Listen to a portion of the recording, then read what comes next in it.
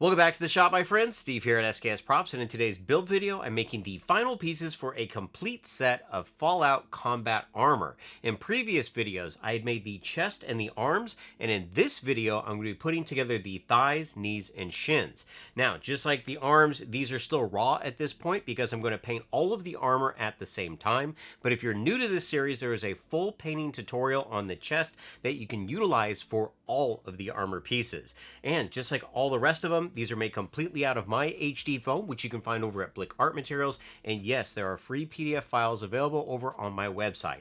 So I want to show you what it takes to put the lower half of this combat armor together. Let's go ahead and get started. To start this build, we're going to begin at the bottom and work our way up the leg. So the first part I'm going to need is part A, which is going to make up the front of the shin. These are going to be traced and cut out of some 10mm foam.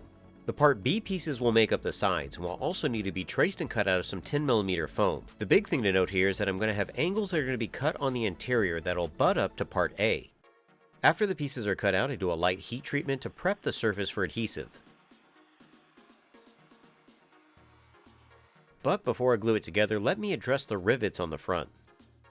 The two on the bottom are going to be inset, and these are going to be created using a 1/4 inch leather punch.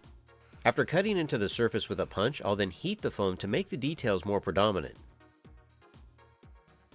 Because there's going to be a decent amount of strain on the seams, I'm going to be using some weldwood contact cement.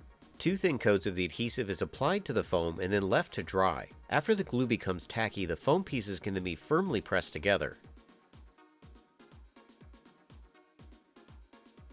And you can see how the angles help the shin armor wrap around the leg. To help this piece retain its shape, I'm going to cut some strips of 2mm foam. These are going to be glued to the back side of the armor in place while the foam is being curved. This is going to help them better conform to the shape of my shin. For good measure, I decided to put a strip at the top and at the bottom. To create the protruding rivets at the top of the shin, I cut some 15mm round dowel into small discs. Using some super glue, these could then be glued to the spots that I had marked earlier. Of course, you could just cut these out of some 4mm foam as well. To create the knee for this armor, part C is going to be traced and cut out of some 10mm foam. This section is going to have a raised detail marked by part D. So I remove the interior cuts and mark placement with a pencil onto part C. This section could now be traced and cut out of some 2mm foam using a hobby knife. And if your cuts aren't perfect, don't worry about it. It's knee armor, so add some battle damage.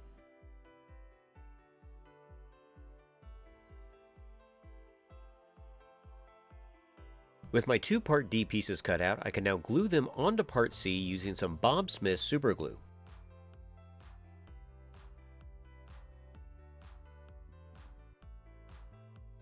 After they've been attached, I can then do a light heat treatment to each piece. The sides of each kneecap are going to be made up of part E, which is also going to be traced and cut out of some 10mm foam. Just like part B, angles need to be cut into these pieces so it better conforms to the shape of the knee.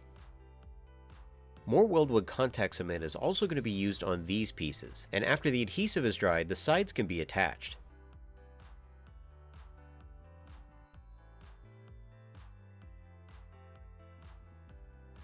Just like the shins, I'm going to cut some strips of 2mm foam and glue these to the back side, just so the knees also keep their correct curve.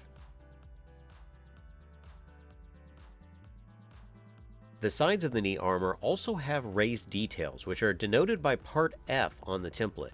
These are going to be traced and cut out of some 2mm foam, removing the circle in the middle. And so I'm not wasteful, I go ahead and use my leather punch to remove the smaller circle from the offcut. The part F pieces can now be glued to either side of the knee. Using a little bit of super glue and some tweezers, I can insert the small circles on the sides.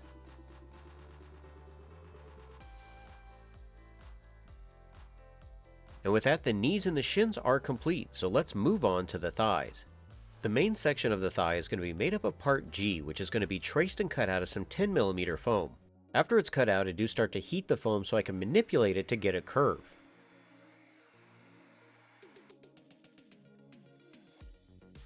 Part H is going to make up the sides to the thigh piece, and just like the other side sections, angles will need to be cut on the interior.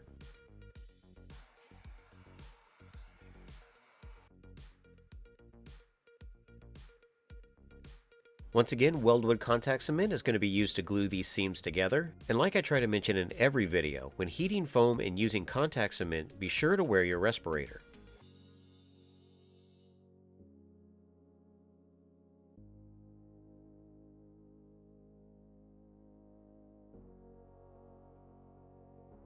Now this is a fairly large section of foam, and just like the knees and the shins, I'm going to be using strips of 2mm foam to help it retain this curve.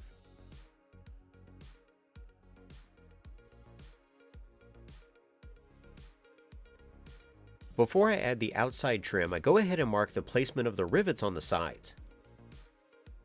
And the trim itself is fairly easy, it's just 1/4 inch strips of 2mm foam. And some of these didn't cut all the way through, so obviously I need to sharpen my blade before next time. The strips are thin enough that they can easily follow the curve of the thigh armor, but I always find it easier to start with the straight edges first. So that's what I'm going to do here by applying a little bit of super glue to the outside edge. I can then lay the strip down and press it into place, trimming away any excess material. Then I can apply adhesive to the top, figure out my angles, and then just follow the outside edge. And again, if it's not perfect, it's just a lip on armor, so just add a little bit of battle damage.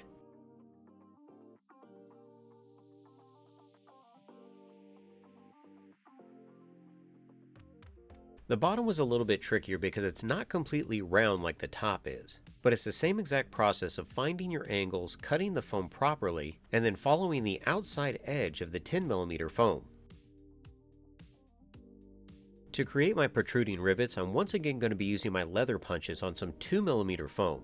And if you have never purchased a leather punch set, I highly recommend it. They really aren't that expensive, and I tend to use mine all of the time. They're great for making perfect little circles out of foam, and they're very easy to resharpen. I'll put a link down in the description to some of the similar sets that I have. After the rivet's been glued into place, our thigh armor is complete. So just like the arms, I'm providing you with the armor templates, but you're going to need to figure out the straps so that the armor fits you.